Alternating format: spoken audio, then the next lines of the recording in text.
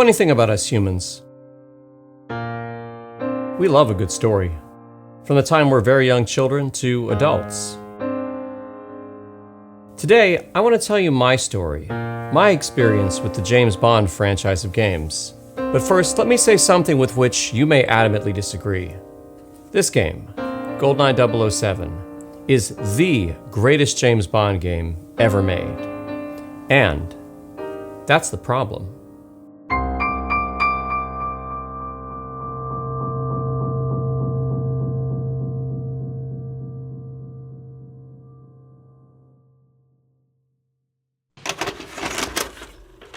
The year was 1998. I had just finished Goldeneye, and I thought, wow, that was great. I can't wait for the next one. The only thing is, the next one never came. Sure, we got a new James Bond game, and another one after that, and a slew of them after that. But still, none of them ever quite managed to live up to the standard that Goldeneye had set. But why?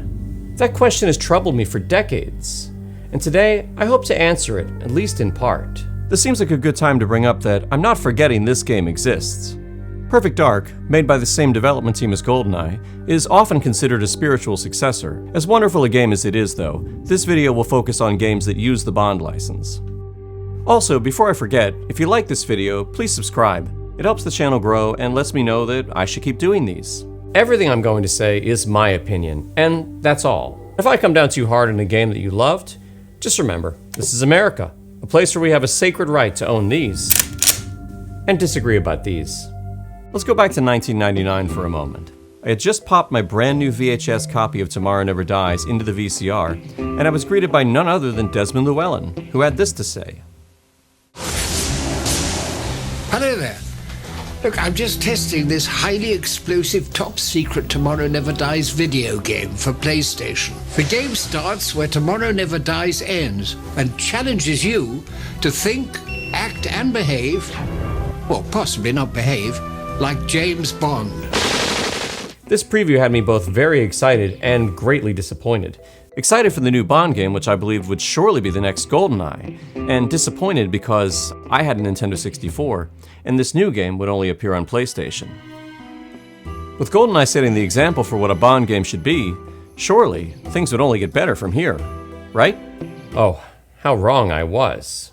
Tomorrow Never Dies is the first in a long line of disappointing titles from everyone's favorite publisher, EA Games. Take a look at the reviews. I think everyone agrees. This game was garbage. But why? How could it have failed so spectacularly when Goldeneye had laid out such a clear path for success?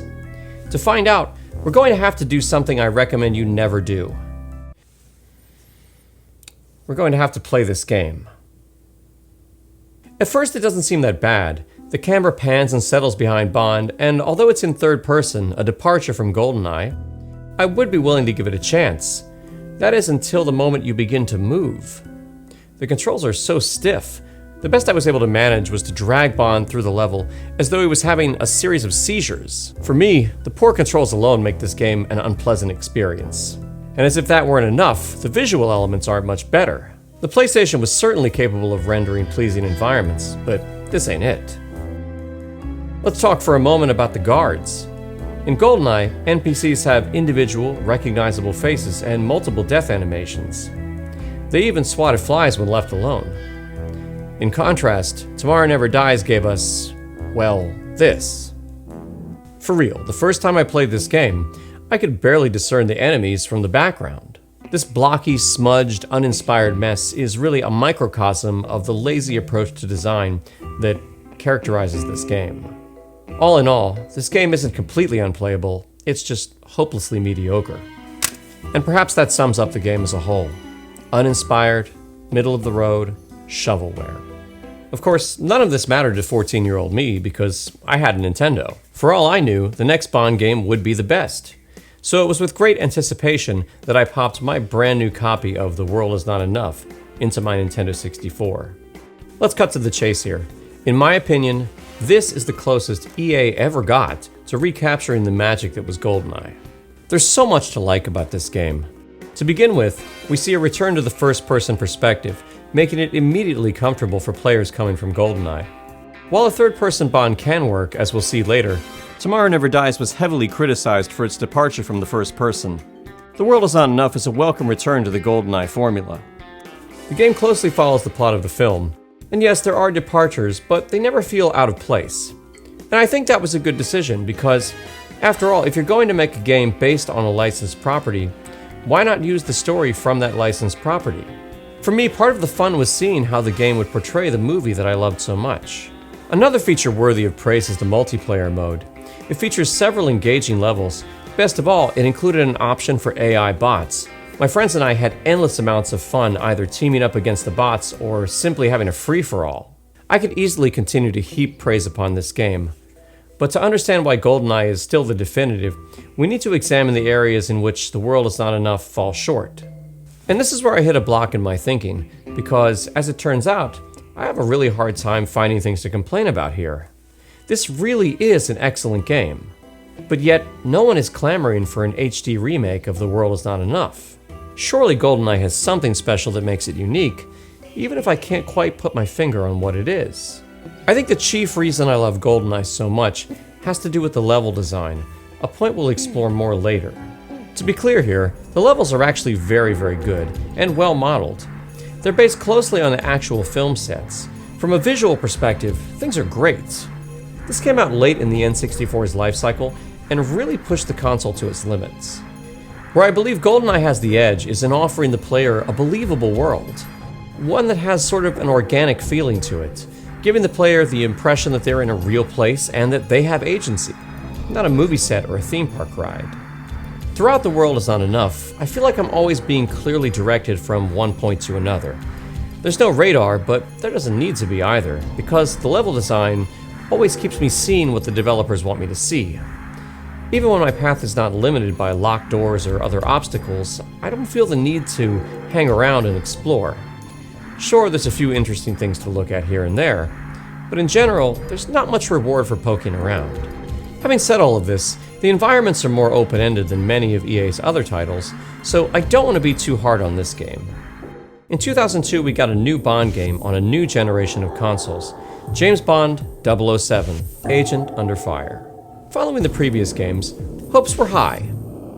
If I'm honest, this game wasn't terrible. It's a very okay game and it received many very okay reviews. But Agent Under Fire stands out in my memory as, well, a game that doesn't stand out.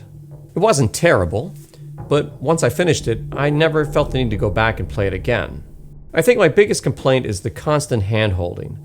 The game almost feels like it's playing itself at times. If you're going to pan the camera to forcibly show me everything you want me to know about, then why even bother giving me the controller? It's as though the developers were so proud of what they'd made that they didn't even trust the player to discover any of it on their own. Where Goldeneye was like an onion with new layers constantly being discovered, Agent Under Fire is like a theme park ride. Everything you're supposed to see is shown to you, and in the most heavy-handed way possible. Honestly, it's jarring. Bond? R here. There's a reason why Bond films don't depict 007 as some dope with an earpiece taking constant instructions from Q and M. There appear to be two ways into the building. Bond is supposed to be self-reliant. That's part of the appeal. In Agent Under Fire, it seems like every time you're starting to get into a level, someone starts talking in your ear to tell you what you should do next. Bond. The terrorists control the Bond? Your Q laser? 007. 007. Bond.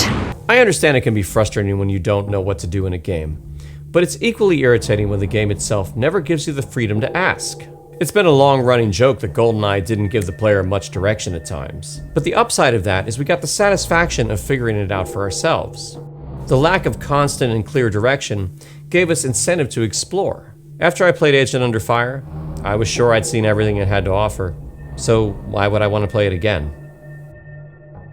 Speaking of Q and M being backseat drivers, let's discuss the driving.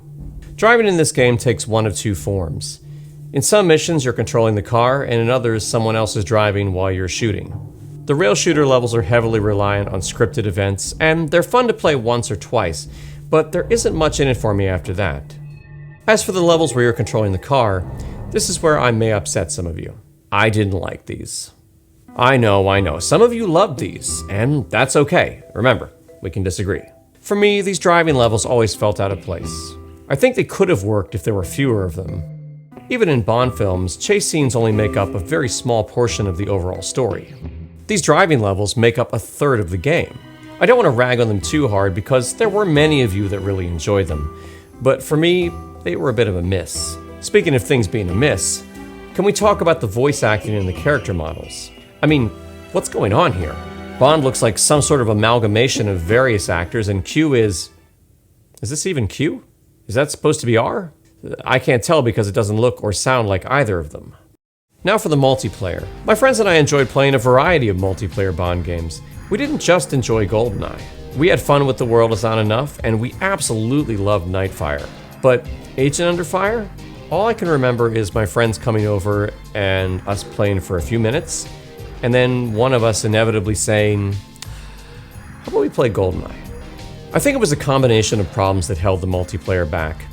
I felt the maps were pretty dull, and grappling was interesting, but made you feel more like Spider-Man than James Bond. All in all, I don't have much to say about it, it just didn't make much of an impression on me. After muddling through Agent Under Fire, I was thrilled to see the release of Nightfire in 2002. And let me say this right now, this is a great game. While I have my personal complaints, and we'll get to those, I want to emphasize, this is an excellent game, well worthy of the Bond license. When you first put the disc in, it presents itself like a Bond movie, with an introduction that puts you right into the action. No nonsense, no lengthy cutscenes, just straight into the gameplay. The likeness of Pierce Brosnan is excellent, and the voice acting, while not perfect, is totally acceptable. The first level is an on-rail shooter, which turns into a brief but enjoyable driving segment. The whole thing has a very cinematic feel and does make you feel like Bond. After the opening, we're treated to what is arguably the best level of the game. Simply from a visual standpoint, it's incredible. More importantly, it's deeply engaging. There are multiple ways of completing the mission that allow you to be as stealthy or as unstealthy as you like. It doesn't take the player by the hand and force them to experience it in any one way. We've confirmed that Agent Nightshade and the deep cover operative... While Q and M do speak to you, they're not a constant annoyance, and the camera doesn't feel the need to point out every single point of interest. That means you can discover things on your own as if you were in the world. I'd also like to point out the excellent music.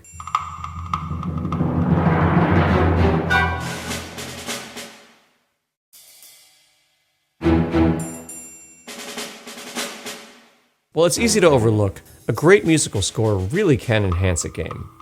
But this video isn't called Nightfire, the best James Bond game ever. So let's talk about some things I didn't like so much. The driving levels are back, and they still feel out of place to me. The one at the beginning is cool, but at a certain point, fun or not, the driving sections start to feel like a way for the developers to pad out the game. And if you think I'm being overly critical of the driving levels, just remember, I'm not saying it was a mistake to have them at all, just that maybe there's a few too many. And this brings me to my biggest complaint. This level, Deep Descent. Deep Descent is the 9th level of the game. It doesn't look hard, and it's not all that difficult in truth. It's just very frustrating. The gist of this level is you have to pilot a submarine through mine-infested ocean corridors. That's right, they managed to turn the vastness of the open ocean into a hallway shooter. Good work, EA. It's almost as bad as the sinking submarine level in The World Is Not Enough. Now that I mention it, maybe underwater levels are just bad. Maybe we should stop doing them. This level wouldn't be so bad if it weren't for two things. One, the submarine controls very poorly, and two, there's no checkpoints. So every time you die, you have to go all the way back to the beginning and do it all over again. And I know some of you enjoy the challenge of doing a level over and over again and getting the perfect run. But for me, once I finished this, I never wanted to play it again. And every time I think about playing through Nightfire again, I think about this level, and then I play something else. While I may not have enjoyed the driving levels, multiplayer is where this game truly shined. My friends and I played it constantly. The level design was amazing, both from a visual perspective and from the tactical options it presented the player. The frame rate was solid, and once again, 4 players with bots was chaotic in all the right ways.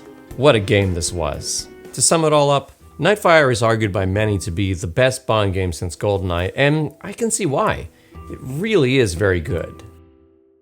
In 2003, EA Games gave us their crowning achievement, 007, Everything or Nothing. Often remembered as one of the best in the James Bond franchise of games, Everything or Nothing proved that a third-person Bond could work. It opens cinematically in a style similar to Nightfire, putting us right into the action. And after the opening level, we get an original song that could be considered as good or better than some of the actual Bond songs. Give me everything or nothing. Give me everything or nothing. After the opening scene, we get a tutorial level that shows us the basics without feeling heavy-handed.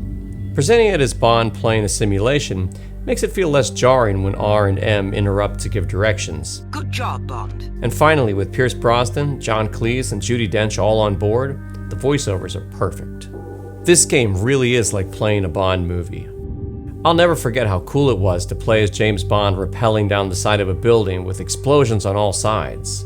This game, along with Nightfire, has to be among the best EA ever gave us. Now again, there's a lot of driving levels here, but none of them are as frustrating as Nightfire's submarine mission. And overall, I don't have a lot to criticize here. This game is really fun to play. So how was the multiplayer? Well, to be honest, I don't remember it. It turns out Everything or Nothing was very innovative, offering the first cooperative multiplayer mode in a James Bond game. It looks like it was pretty good too. So, why don't I remember it?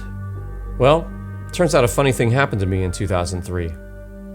I grew up. I went to college. I had a girlfriend. I played in a band. And James Bond just took a back seat. In a way, Everything or Nothing is the last remnant of my childhood. That's why the next few games on our list are a bit of a blur to me. Nevertheless, let's do our best to fill in the gaps. In 2005, EA gave us their final game under the Bond license, From Russia with Love. It's a shame I didn't play this game. I think I would have loved it. Keeping the third-person perspective of Everything or Nothing, the developers chose to follow the plot of an actual Bond film. A welcome change, in my opinion, from the last 3 games, which featured plots that sometimes seemed contrived or perhaps served the gameplay at the expense of the story. I know many of you may disagree, but I always believe that these games played to their strengths when they retained story elements from the films. From Russia with Love was well received by critics and fans alike.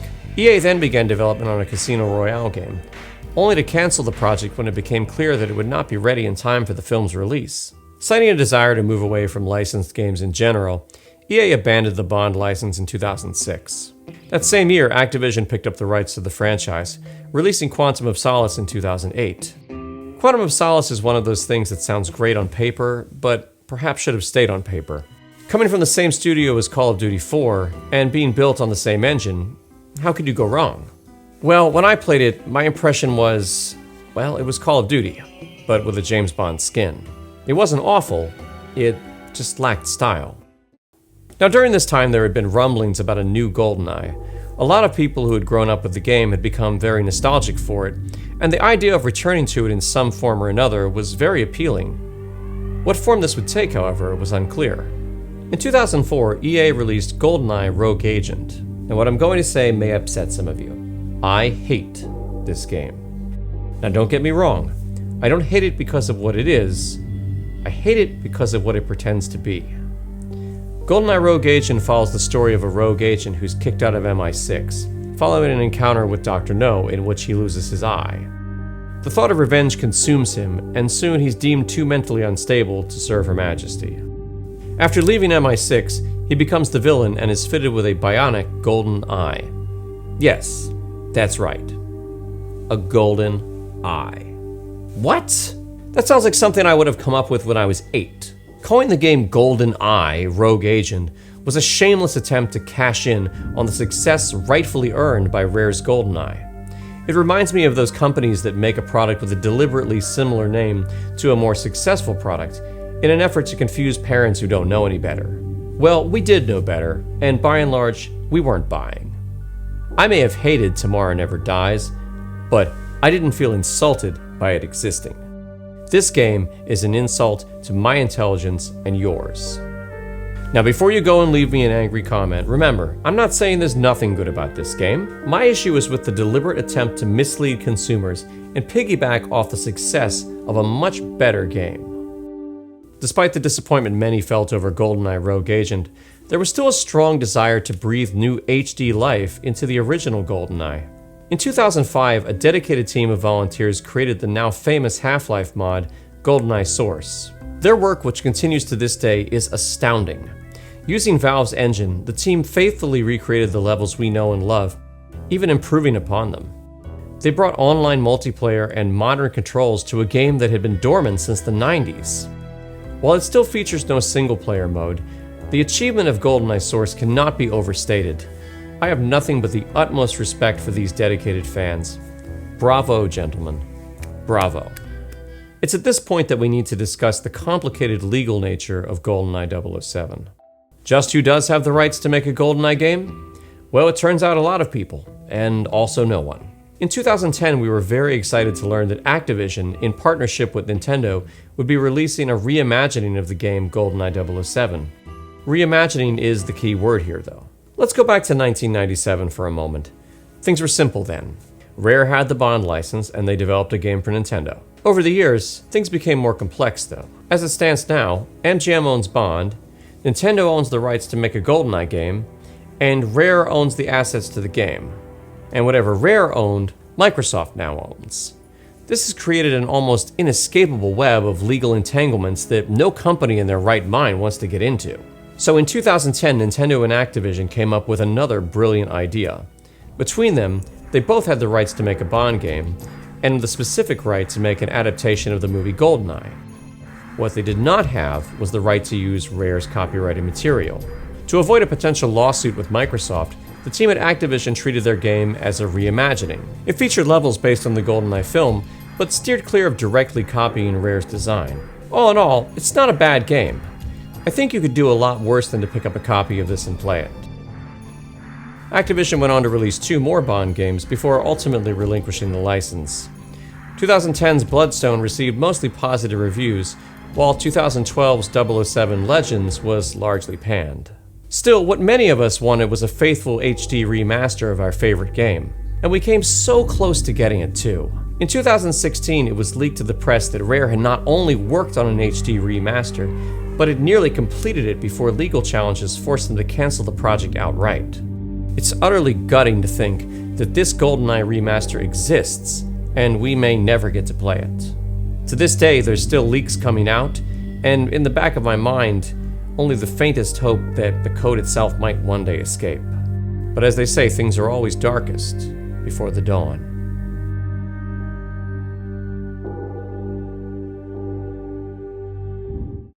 One day in 2017, 20 years after GoldenEye's release, we finally got a true sequel. Goldfinger 64. Using the GoldenEye engine, a dedicated team of volunteer developers labored countless hours to give us this masterpiece. While it's built on GoldenEye's foundation, Goldfinger 64 is a completely new game. The game follows the plot of the Bond film of the same name and features a 64-bit Sean Connery. The developers took everything that was great about GoldenEye and either borrowed from it or expanded on it. The levels are massive and engaging, and the original music is fantastic too. I love everything about this game, and I don't think I need to say much more than that. Just go and play it. I'll leave a link in the description where you can learn more and download it yourself. There's a little bit of complexity to installing it, but it's well worth the effort to experience this masterpiece. It should come as no surprise that a proper sequel finally came out of the emulation community. HD texture packs and custom levels for GoldenEye had existed for some time before, but nothing like Goldfinger 64 had existed before or since. If anyone from that team is watching, please hear me when I say, thank you. And as if Goldfinger 64 wasn't enough of a reason to celebrate, it's looking like we may finally get our HD remaster, though not in the way we thought. GoldenEye 25 is a faithful recreation of GoldenEye running on the Unreal Engine. While it isn't out yet, several very impressive gameplay videos have been posted. The plan is to have it ready for release by GoldenEye's 25th anniversary in August 2022. With only 2 years to go, and tantalizing footage like this, hopes are high that we may finally get the HD remake we've been waiting for. The game is the passion project of 2 men, developer Ben Coakley and composer Yannick Zenhausern. Ben was understandably busy, so I reached out to Yannick for an interview, and much to my surprise, he said yes. So GoldenEye 25 is like a remastered version of the original GoldenEye that was released back in '97 on the Nintendo 64. It was only, you know, possible to a certain extent, but now, of course, we can do much more, and we can do it even more realistically. You know, we can transport the movie feel and the movie vibe much more realistically than what it could have been achieved back in '97. How big is the team? It's the two of us. It's just the two of you guys, Ben and you? The lead of the project is actually Ben, so he has initiated this whole project, and I joined him later on as the composer. We do a dynamic music system, which is kind of very different to the original, because those were linear tracks that just went throughout the level, but we have a dynamic music system that adapts much more to what the player actually does. So I do the music, I do the composing, and I do the programming, and I just send it over to Ben so he can implement it in the game. And I also take care of the sound design, so I gather all the sounds. Sometimes I record my own sounds, also some of the audio recordings that are necessary, like, well, let's just say grunts. So when GoldenEye 25 finally comes out, I'll get to hear your grunts. Yeah, basically, yes, exactly.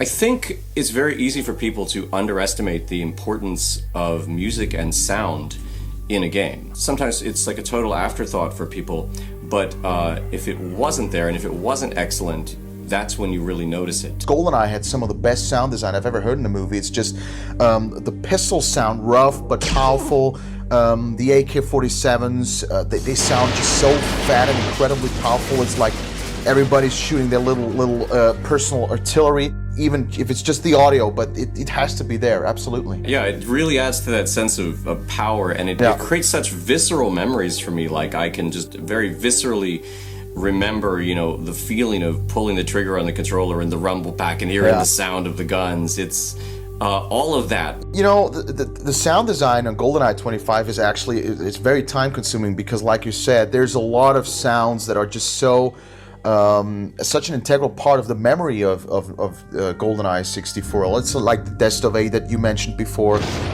the punch sounds, the grunt sounds, and everything from the guards as well, and some certain door sounds. We spent a lot of time, you know, getting these sounds, find them in some library online, and then license them and get them, so we really give that, you know, like, you have that great experience. So is there anything that I haven't mentioned about GoldenEye 25 that we should talk about? I don't want to promise too much, but I think, you know, we're constantly updating on Twitter and Facebook. We're putting out pictures and little clips and stuff like that.